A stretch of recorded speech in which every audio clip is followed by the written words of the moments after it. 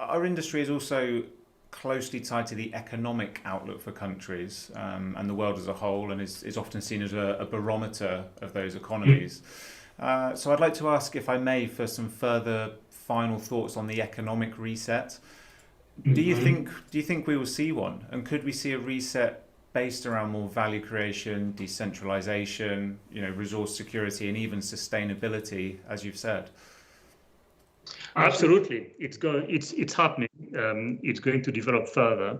It's going to be multifaceted, so we don't have the time to enter into the details. But I think from a macro point of view, the main form that the reset is going to take is that the very famous divergence between emerging markets and mature economies that we've been talking about for years and years and years may not happen because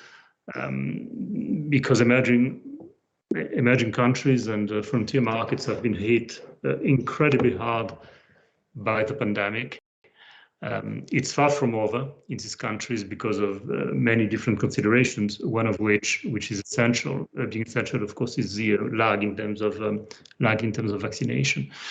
But contrary to the assumption made during so many years about growth declining progressively in mature economies and expanding by contrast in emerging markets so that the two converge, I think this whole process is going to be put into motion, and that we might face very nasty surprises in some important emerging countries because of the political consequences of large indebtedness, the inability to grow at a rate that is high enough to increase GDP per capita for the population, and so on and so forth. So, in my opinion, the main macro effect from an economic point of view is going to be this probable end of the convergence process for a long period to come.